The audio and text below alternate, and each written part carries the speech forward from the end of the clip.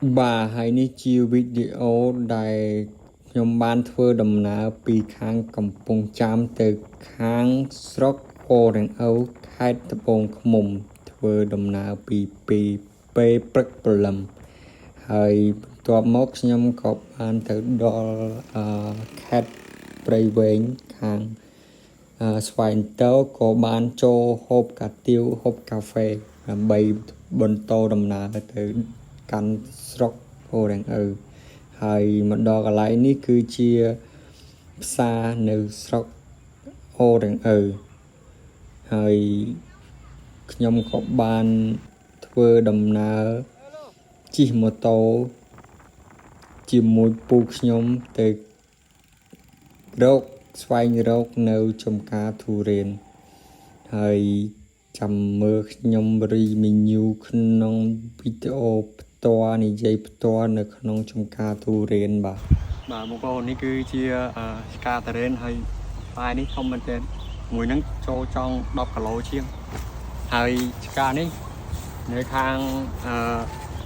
អូរ៉ាំងអឺស្រុកបងឃុំខេត្តត្បូងឃុំបាទហើយមើលផ្លែទៅបាទច្រើនហើយដូចនេះអើយធំមែនទែនចង់10គីឡូជាងមើលផ្លែច្រើនទៀតបានការនេះច្រើនមែនទែនផ្លែច្រើននៅខាងអូរ៉ាំងអឺខេត្តត្បូងឃ្មុំ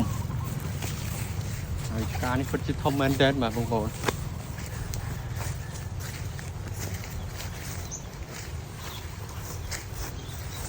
ដូចដើមនេះចឹងផ្លែច្រើនមែនទេមើលទៅបាទផ្លែច្រើន